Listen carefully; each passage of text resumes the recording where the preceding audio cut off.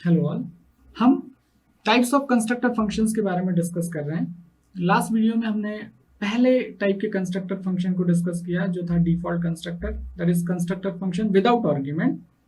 आज हम second type के कंस्ट्रक्टर फंक्शन के बारे में बात कर रहे हैं and that is parameterized constructor.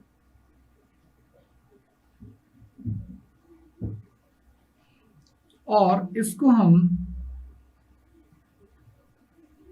Parameterised constructor function और पैरामीटराइज कंस्ट्रक्टर फंक्शन जैसे कि नाम है, इसमें हम ऐसा कंस्ट्रक्टर फंक्शन होगा जिसमें कि पैरामीटर्स होंगे और इसे भी हम दो कैटेगरीज में देखते हैं, that is parameterize constructor with single argument and parameterize constructor with multiple argument.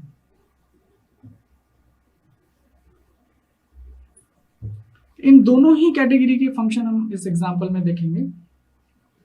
इस एग्जाम्पल को कंप्लीट करने के लिए हम एक फिर से कॉम्प्लेक्स क्लास का एग्जाम्पल लेंगे और कॉम्प्लेक्स क्लास में हम जो मेंबर्स होंगे वो लेंगे रियल और इमेजिनरी, और साथ में मेंबर फंक्शंस के लिए जैसे कि बात हो रही है, हमें कंस्ट्रक्टर फंक्शन भी एक मेंबर फंक्शन ही है, तो मैं क्लास डायग्राम में उसे मेंशन कर देता हूँ।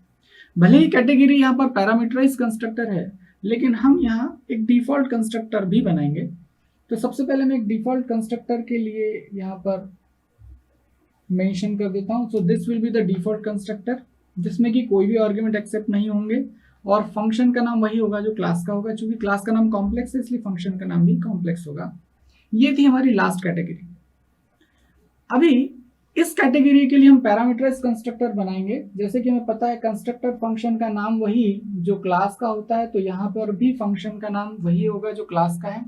फिर उसके बाद हम यहाँ पर एक आर्ग्यूमेंट एक्सेप्ट करेंगे और वो सिंगल आर्ग्यूमेंट होगा। मान लेते हैं हम यहाँ पर एक इंटीजर पैरामीटर एक्सेप्ट होगा। मल्टीपल आर्ग्यूमेंट वाले कंस्ट्रक्टर फंक्शन की यदि मैं बात करूं तो हमारे पास फिर से एक कंस्ट्रक्टर फंक्शन यहाँ होना चाहिए, उसका नाम भी वही होगा जो क्लास का। तो क्लास का नाम कॉम्प्लेक्स है, तो यहाँ पर भी हमने फंक्शन का नाम कॉम्प्लेक्स लिया, लेकिन मल्टीपल आर्ग्यूमेंट्स है इसलिए आप देख रहे हैं दो इंटीजर आर्ग्यूमेंट्स के साथ मैंने इस कंस्ट्रक्टर फंक्शन को यहाँ लिखा है या डिक्लेयर किया है। इन तीनों ही कंस्ट्रक्टर फंक्शन को हम यहाँ पर अभी डिक्लेयर और डिफाइन करेंगे, लेकिन इसमें से जो पहला कंस्ट्रक्टर है वो डिफॉल्ट कंस्ट्रक्टर है जिसमें कोई आर्ग्यूमेंट्स नहीं है, और ये सेकंड और थर्ड जो कंस्ट्रक्टर फंक्शन है वो हमारी कैटेगरी के कंस्ट्रक्टर फंक्शन है with single argument and with multiple argument. जब कॉम्प्लेक्स ऑब्जेक्ट इनिशियलाइज हो जाएगा तब हमें उसे प्रिंट करके डिस्प्ले करना होगा। उसके लिए हम यहाँ पर एक मेंबर फंक्शन डिफाइन करेंगे, दैट इज पुट कॉम्प्लेक्स। जैसे कि आप देख रहे हैं कंस्ट्रक्टर फंक्शन, हम जानते हैं प्रॉपर्टी कंस्ट्रक्टर फंक्शन की, फंक्शन मेंबर फंक्शन है लेकिन वो कुछ रिटर्न नहीं करता। वॉइड लिखा होना चाहिए था, लेकिन स्पेशलिटी ये है कि कंस्ट्रक्टर फंक्शन में रिटर्न टाइप वॉइड भी नहीं लिखा जाता, आपको कोई भी रिटर्न टाइप मेंशन नहीं करना है। तो इस तरीके से हमने यहाँ पर कुछ मेंबर फंक्शंस डिफाइन किए जिसमें से कुछ कंस्ट्रक्टर फंक्शन है और कुछ member function. So this will be the class diagram. Now we will declare and define this class. तो स्टार्टिंग विद दिस, सो यहाँ से स्टार्ट करते हैं। सबसे पहले we will have to define the class and the name of the class is complex। और इस complex class में जैसे कि कहा गया है we will open the private section first। तो यहाँ private section में जो दो मेंबर जिनकी बात हो रही है वो है रियल और इमेजिनरी, उन्हें डिफाइन करते हैं, डिक्लेयर करते हैं। और अब पब्लिक सेक्शन में हम कंस्ट्रक्टर फंक्शंस को एक एक करके डिफाइन करने की कोशिश करते हैं।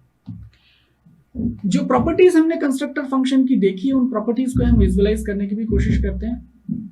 जैसे कि कहा था कंस्ट्रक्टर फंक्शन एक स्पेशल मेंबर फंक्शन है, क्लास का फंक्शन है, इसलिए हम उसे क्लास के अंदर डिफाइन करेंगे, that is the first property. फिर हमने ये भी प्रॉपर्टी देखी कि नाम कंस्ट्रक्टर फंक्शन का नाम वही होगा जो क्लास का। पहला कंस्ट्रक्टर फंक्शन डिफाइन करते हैं, नाम वही जो क्लास का, so complex will be the name of function. And then चूंकि हम ये पहला कंस्ट्रक्टर फंक्शन डिफाइन कर रहे हैं जो कि डिफॉल्ट कंस्ट्रक्टर है, कोई भी आर्ग्यूमेंट नहीं होगा, और अब यहाँ पर रियल और इमेजिनरी जो वैल्यूज हैं उस ऑब्जेक्ट के लिए हमने यहाँ पर कुछ वैल्यू इनिशियलाइज कर दी और वो वैल्यू है 0। सो this is actually the default constructor. Now आज का जो कंस्ट्रक्टर हम डिस्कस कर रहे हैं पैरामीटराइज कंस्ट्रक्टर, अब उसके बारे में बात करते हैं। तो इस कंस्ट्रक्टर को मैं यहाँ पर डिक्लेयर और डिफाइन करने की कोशिश करता हूँ। फिर से कंस्ट्रक्टर फंक्शन की प्रॉपर्टी के हिसाब से नाम वही जो क्लास का,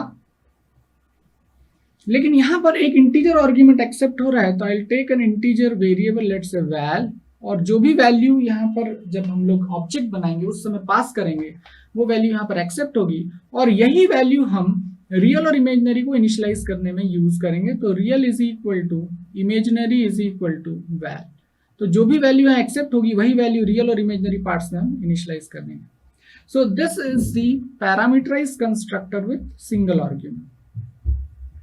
आगे चलते हैं, अगला कंस्ट्रक्टर फंक्शन डिफाइन करते हैं, ये भी parameterize constructor with multiple arguments, तो उसको भी डिफाइन करते हैं। फिर से प्रॉपर्टीज को विजुअलाइज करने की कोशिश करते हैं। नाम वही जो क्लास का, सो फंक्शन का नाम कॉम्प्लेक्स ही होगा। दो आर्ग्यूमेंट्स एक्सेप्ट हो रहे हैं मल्टीपल आर्ग्यूमेंट के साथ, तो मैं मान लेते हैं यहाँ पर रियल वैल्यू को एक्सेप्ट करने के लिए आर वेरिएबल ले लेता हूँ, इमेजिनरी वैल्यू को एक्सेप्ट करने के लिए मैं आई वेरिएबल ले लेता हूँ, और जो भी वैल्यूज यहाँ आएंगी आर में जो भी वैल्यू होगी उसे मैं रियल को इनिशियलाइज करने में यूज करूंगा, और जो आई में वैल्यू आएगी उसे मैं इमेजिनरी पार्ट को इनिशियलाइज करने के लिए यूज करूंगा। इस तरीके से ये कंस्ट्रक्टर फंक्शन हमने यहाँ पर डिफाइन किया। So now this is the parameterized constructor and this is the parameterized constructor with single argument, and you know this is the default constructor. So इस तरीके से हमने इस एक ही एग्जांपल में तीन अलग अलग टाइप के कंस्ट्रक्टर देखे। अभी ये लास्ट फंक्शन जो पुट कॉम्प्लेक्स है उसे हम डिफाइन करते हैं। So the return type is void, the name of function is put complex, और इसकी मदद से हम रियल और इमेजिनरी पार्ट्स को डिस्प्ले कराएंगे, कॉम्प्लेक्स ऑब्जेक्ट को डिस्प्ले कराएंगे, that is real and IMG. इस तरीके से सारे ही मेंबर फंक्शन हम यहाँ डिफाइन कर चुके हैं, और अब यहाँ पर क्लास को टर्मिनेट करते हैं। अब हम मेन फंक्शन में इन सारे ही मेंबर फंक्शंस को यूज करने की कोशिश करते हैं, जिसमें से कुछ कंस्ट्रक्टर और कुछ मेंबर फंक्शन है। Starting with main, so let us start with void main. Now first of all we will create the object of the complex class. तो यहां पर मैं कॉम्प्लेक्स क्लास और ऑब्जेक्ट लिख लेता हूं C1। यहां पर मैंने कोई भी आर्ग्यूमेंट पास नहीं किया। जैसे ही ये स्टेटमेंट एग्जीक्यूट होगा, यहां इस सेक्शन में आप आएंगे, यहां पर तीन कॉम्प्लेक्स फंक्शंस आपको दिख रहे हैं। इन तीनों ही कॉम्प्लेक्स फंक्शन में सिस्टम कंफ्यूज हो जाएगा कि किस स्पेसिफिक कॉम्प्लेक्स फंक्शन को मुझे एग्जीक्यूट करना है। वो प्रॉब्लम कैसे सॉल्व होगी अभी थोड़ी देर में देखते हैं। ये तो था डिफॉल्ट कंस्ट्रक्टर का इन्वोकेशन। अभी हम पैरामीटराइज कंस्ट्रक्टर में सिंगल आर्ग्यूमेंट और मल्टीपल आर्ग्यूमेंट के कंस्ट्रक्टर फंक्शन को इन्वोक कराने की कोशिश करते हैं। मैं पहले प्रोग्राम लिख देता हूँ, फिर उसके बाद हम सारे इसके एस्पेक्ट्स डिस्कस करेंगे। अगला मैं ऑब्जेक्ट बनाता हूँ फिर से कॉम्प्लेक्स क्लास, और ऑब्जेक्ट का नाम मैं दे देता हूँ C2, and I will try to invoke this constructor that is parameterize constructor with single argument, और मैं यहाँ पर एक वैल्यू पास कर देता हूँ 3। Now again I'll create an object that is the complex, that is name of class, and C3 object I'll create, and I'll pass two values, two arguments, that is 2 and 4. तो इस तरीके से हमारे पास तीन constructor function है, और तीनों ही constructor function को इन्वोक करने के लिए मैंने यहाँ पर तीन कॉम्प्लेक्स ऑब्जेक्ट्स बनाए। अब हम बारी बारी से देखते हैं कि कैसे ये एग्जीक्यूशन होता है। थोड़ा सा वापस आते हैं, हम सारी प्रॉपर्टीज को एक बार विजुअलाइज करने की कोशिश करते हैं। देखिए ध्यान से, कंस्ट्रक्टर फंक्शन के बारे में बात की थी कि constructor function is a member function of a class, member function of a class, we have defined it inside the class. फिर हमने ये बात की थी कि उसका नाम वही होगा जो क्लास का नाम होगा। आप देख सकते हैं जितने कंस्ट्रक्टर फंक्शन है सबका नाम वही है जो क्लास का। और इसी प्रॉपर्टी के कंटिन्यूएशन में हमने एक बात कही थी, या single class can have more than one constructor functions. ये उसका एग्जांपल है, एक ही क्लास के कई कंस्ट्रक्टर, तीन कंस्ट्रक्टर फंक्शन है, सबके नाम एक से होना चाहिए, लेकिन but with different type definitions. तो आप यहां देख सकते हैं इन तीनों ही कंस्ट्रक्टर फंक्शन के नाम तो एक से हैं, लेकिन उनकी टाइप डेफिनेशंस अलग अलग है। पहला कंस्ट्रक्टर फंक्शन नो आर्ग्यूमेंट, दूसरा constructor function with argument but with single argument of the type int, और इस तरीके से अगला कंस्ट्रक्टर फंक्शन ये अलग टाइप की टाइप डेफिनेशन। तो इस तरीके से यहाँ पर ये डिफरेंस है।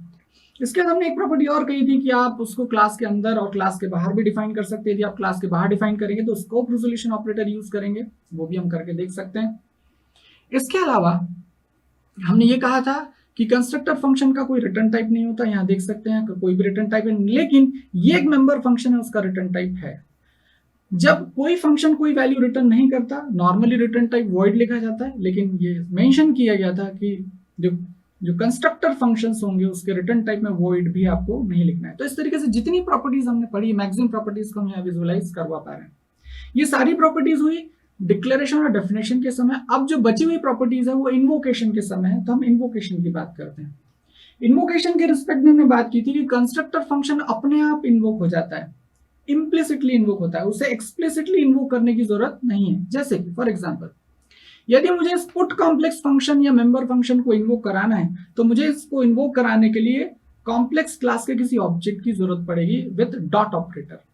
लेकिन ये जो फंक्शंस आपको दिख रहे हैं ये सभी मेंबर फंक्शन है, लेकिन इन स्पेशल मेंबर फंक्शन को जिसे हम कंस्ट्रक्टर फंक्शन कहते हैं, उन्हें कॉल करने के लिए ऑब्जेक्ट डॉट और फंक्शन का नाम लिख के एक्सप्लिसिटली इन्वोक कराने की जरूरत नहीं है। वो बिना डॉट ऑपरेटर और फंक्शन के नाम लिखे ही इन्वोक हो जाएंगे। यहां देखिए, यहां जैसे ही पहला स्टेटमेंट लिखा, कॉम्प्लेक्स क्लास का नाम है C1। अब यहां डॉट मेंशन करने के बाद मैंने फंक्शन का नाम नहीं लिखा है, फिर भी इनमें से कोई एक फंक्शन एग्जीक्यूट होगा। आइए देखते हैं कौन सा फंक्शन एग्जीक्यूट होगा। तो यहां देखिए, यहां पर ब्रैकेट में या ब्रैकेट नहीं मेंशन्ड और कोई भी आर्गुमेंट पास नहीं है। इस केस में कंपाइलर जब यहां जाएगा तो ये देखेगा कि 3 कॉम्प्लेक्स फंक्शन है या 3 फंक्शन ऐसे जिनके नाम कॉम्प्लेक्स है, किस फंक्शन को कॉल करूं? In that case according to the overloading, हमने एक प्रॉपर्टी और पढ़ी है कि the constructor functions are overloaded function. तो यहां पर डिपेंडिंग अपॉन कि जब ओवरलोडिंग का केस हो तो हम ये कैसे डिसाइड करते हैं कि इन सब में से कौन सा फंक्शन एग्जीक्यूट होगा? Answer is number and type of arguments. तो यहां कोई आर्ग्यूमेंट पास नहीं किया, सिस्टम विल चेक ऐसा कौन सा कंस्ट्रक्टर फंक्शन है जिसका नाम कॉम्प्लेक्स है, या ऑब्वियसली कॉम्प्लेक्स फंक्शंस में से ऐसा कौन सा फंक्शन है जिसमें कोई आर्ग्यूमेंट एक्सेप्ट नहीं हो रहा है। तो system will find this function with no argument. तो जैसे ही ये स्टेटमेंट एग्जीक्यूट होगा, इस स्टेटमेंट के रिस्पेक्ट में, एवज में ये कॉम्प्लेक्स फंक्शन एग्जीक्यूट हो जाएगा और C1 जब ऑब्जेक्ट बनेगा तो वहां मैं यहां बना देता हूं C1 ऑब्जेक्ट। तो जब C1 ऑब्जेक्ट बनेगा तो उसमें रियल और इमेजिनरी पार्ट्स में 0 0 वैल्यू इनिशियलाइज हो जाएगी ड्यू टू दिस। आगे चलते हैं। जैसे ये सेकेंड स्टेटमेंट एग्जीक्यूट होगा, हमने देखिए फिर से कॉम्प्लेक्स नाम के फंक्शन को, जो कि कंस्ट्रक्टर फंक्शन है, उसे कॉल करने के लिए डॉट ऑपरेटर और फंक्शन का नाम मेंशन नहीं किया है, हमने सिर्फ ऑब्जेक्ट का नाम लिखा है। जैसे ही ऑब्जेक्ट बनेगा, इस ऑब्जेक्ट C2 के लिए एक मेमोरी इनिशियलाइज हो जाएगी। ये मान लेते हैं C2 के लिए मेमोरी इनिशियलाइज हुई, 2 पार्ट्स हो जाएंगे यहाँ पर, और अब यहाँ एक वैल्यू हमने पास की है, दैट इज 3। ये क्या इन्वोक करेगा? This will invoke this parameterized constructor with single argument. तो यहाँ फिर वही देखते हैं कैसे एग्जीक्यूशन होगा। जैसे ये स्टेटमेंट एग्जीक्यूट होगा, आप यहां आएंगे, यहां सिस्टम फिर से देखेगा there are 3 functions with the same name complex. किस फंक्शन को कॉल करूं?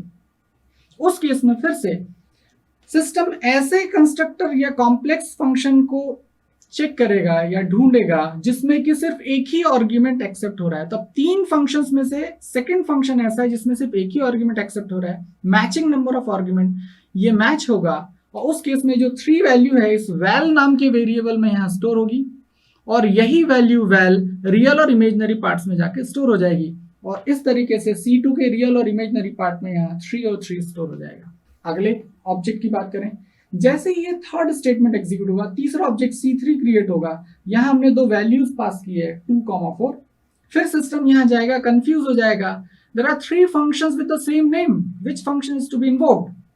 तो उस केस में वो number and type of argument match करेगा। इन तीनों में से ये फंक्शन जो थर्ड फंक्शन है, ये वो फंक्शन है जिसमें कि 2 इंटीजर आर्गुमेंट एक्सेप्ट हो रहे हैं। तो यहां से 2 R में आएगा, 4 I में आएगा। इस तरीके से यहाँ पर 2 और 4 वैल्यूज आपको मिलेंगी, और ये फंक्शन या इस ऑब्जेक्ट या इस कंस्ट्रक्टर फंक्शन के इन्वोकेशन के रिस्पेक्ट में this constructor function will invoke, और इस तरीके से C3 के लिए भी मेमोरी एलोकेट होगी, और C3 के रियल और इमेजिनरी पार्ट्स में रिस्पेक्टिवली यहाँ पर 2 और 4 वैल्यूज इनिशियलाइज हो जाएंगी। तो आपने देखा कि बहुत सारे कंस्ट्रक्टर फंक्शन में से कौन सा स्पेसिफिक कंस्ट्रक्टर फंक्शन एग्जीक्यूट होगा, it is decided on the basis of number and type of arguments, and this is the theory behind the function overloading or the execution of the overloaded constructor function. तो based on number and type of argument कौन सा constructor function execute होगा ये system decide करेगा। अब ये देखते हैं कि ये सारे ऑब्जेक्ट्स प्रॉपर इनिशियलाइज हुए या नहीं, तो हम इन्हें प्रिंट करके देखते हैं। तो सबसे पहले मैं कॉल करता हूँ c1.putComplex जो c1 ऑब्जेक्ट को डिस्प्ले कर देगा। इस तरीके से c2.putComplex और c3.putComplex करने से सारे ही ऑब्जेक्ट्स आपको डिस्प्ले हो जाएंगे जो कि वैल्यूज इनिशियलाइज हुई हैं, वो वैल्यूज आपको वहां पर डिस्प्ले होंगी इस तरीके से।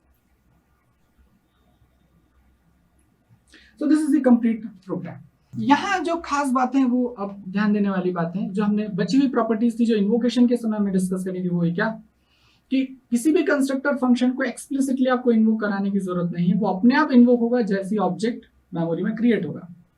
दूसरी बात, बहुत सारे कंस्ट्रक्टर फंक्शन में से कौन सा कंस्ट्रक्टर फंक्शन एग्जीक्यूट होगा, it is decided on the basis of number and type of argument. जो भी मैचिंग पैरामीटर्स का कंस्ट्रक्टर फंक्शन होगा वो कंस्ट्रक्टर फंक्शन आपका एग्जीक्यूट होगा। तो आपने देखा कि हमने इस एग्जांपल में डिफॉल्ट कंस्ट्रक्टर के साथ साथ पैरामीटराइज कंस्ट्रक्टर को इंप्लीमेंट किया। नेक्स्ट लेक्चर में हम लोग कॉपी कंस्ट्रक्टर को डिस्कस करेंगे। Thank you.